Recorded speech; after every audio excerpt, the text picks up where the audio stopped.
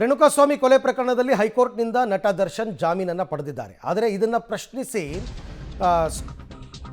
Supreme ಕೋರ್ಟ್ಗೆ ಮೇಲ್ಮನವಿ ಹೋಗಲಾಗಿದೆ. ಜಾಮೀನು ಪ್ರಶ್ನಿಸಿ ಸುಪ್ರೀಂ ಕೋರ್ಟ್ಗೆ ಮೇಲ್ಮನವಿ ಹೋಗಿರ್ತಕ್ಕಂಥದ್ದು ಸ್ಟೇಟ್ ಪ್ರಾಸಿಕ್ಯೂಷನ್ ಅವರು. ಅದಕ್ಕೆ ಈಗ ಅರ್ಜಿಯನ್ನು ವಿಚಾರಣೆಗೆ ಕೈಗೆತ್ತಿಕೊಳ್ಳೋದಕ್ಕೆ ಸುಪ್ರೀಂ ಕೋರ್ಟ್ ಕೂಡ ಸಮ್ಮತಿ ಕೊಟ್ಟಿದ್ದು, ಒಂದು ಡೇಟನ್ನು ಫಿಕ್ಸ್ ಮಾಡಿದೆ. ಏಪ್ರಿಲ್ 2ನೇ ತಾರೀಕು ವಿಚಾರಣೆ ನಡೆಯುತ್ತೆ. ಆ್ಯಕ್ಚುಲಿ ಇವತ್ತಾಗಬೇಕಾಗಿತ್ತು, ಆದರೆ ಏನೋ ತುಂಬ ಕೇಸ್ಗಳು ಸುಪ್ರೀಂ ಕೋರ್ಟ್ನಲ್ಲಿ ಪೆಂಡಿಂಗ್ ಇರೋದ್ರಿಂದ, ಜೊತೆಗೆ ಇದು ಸುದೀರ್ಘವಾದ ವಾದ ಪ್ರತಿವಾದ ನಡೀಬೇಕಾಗಿರೋದ್ರಿಂದ ಏಪ್ರಿಲ್ 2ನೇ ತಾರೀಕು ವಿಚಾರಣೆ ಮಾಡೋಣ ಅಂತ ಸುಪ್ರೀಂ ಕೋರ್ಟ್ ಡೇಟನ್ನು ನಿಗದಿಪಡಿಸಿದೆ. ಅಲ್ಲಿ ತನಕ ಇವರೆಲ್ಲರೂ ಕೂಡ ನಿರಾಳ. ಆಮೇಲೆ ನೋಟಿಸ್ ಕೊಡ್ತಾರೆ. ನೋಟಿಸ್ ಕೊಟ್ಟ ಮೇಲೆ ಎಲ್ಲ ಅವರವ್ರ ಪರ ವಕೀಲರು ಹಾಜರಾಗಬೇಕು. ಯಾಕೆಂದರೆ ಇದು ದರ್ಶನ್ ಒಬ್ಬರಿಗೆ ಅಲ್ಲ, ಪವಿತ್ರ ಗೌಡಯಿಂದ ಹಿಡಿದು ಒಟ್ಟು ಹೈಕೋರ್ಟಿಂದ ಯಾರ್ಯಾರಿಗೆ ಜಾಮೀನು ಸಿಕ್ಕಿದೆ ಎಲ್ಲರದ್ದು ಕೂಡ.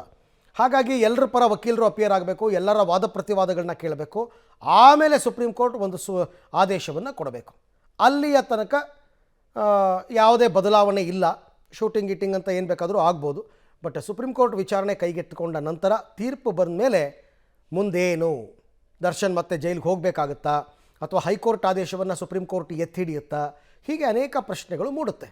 ಸದ್ಯಕ್ಕಂತೂ ಸ್ಟೇಟ್ ಪ್ರಾಸಿಕ್ಯೂಷನ್ ಅವರು ಸುಪ್ರೀಂ ಕೋರ್ಟ್ ಮೊರೆ ಹೋಗಿದ್ದಾರೆ.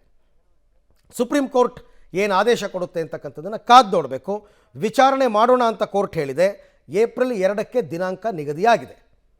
ಆವತ್ತಿನ ದಿನ ಏನೇನಾಗುತ್ತೆ, ಯಾರು ಅಬ್ಜೆಕ್ಷನ್ ಸಲ್ಲಿಸ್ತಾರೆ, ಏನು ಎತ್ತ, ಅವೆಲ್ಲವೂ ಕೂಡ ಗೊತ್ತಾಗಬೇಕು. ಜೊತೆಗೆ ಇವ್ರ ಪರ ವಕೀಲರು ಯಾರ್ಯಾರನ್ನ ನೇಮಿಸ್ಕೋತಾರೆ, ಇವರು ದರ್ಶನ್, ಪವಿತ್ರ ಗೌಡ, ಯಾರ್ಯಾರ ಪರ ವಕೀಲರು ಬರ್ತಾರೆ ಅವೆಲ್ಲವೂ ಕೂಡ. ಮತ್ತು ಇದ್ರ ಮಧ್ಯದಲ್ಲಿ ಏನಾದರೂ ದರ್ಶನ್ ಸುಪ್ರೀಂ ಕೋರ್ಟ್ ಮುಂದೆ ಅಪಿಯರ್ ಆಗಬೇಕಾಗಬಹುದಾ ಗೊತ್ತಿಲ್ಲ, ಆಗ್ತಾರಾ ಅದು ಕೂಡ ಗೊತ್ತಿಲ್ಲ.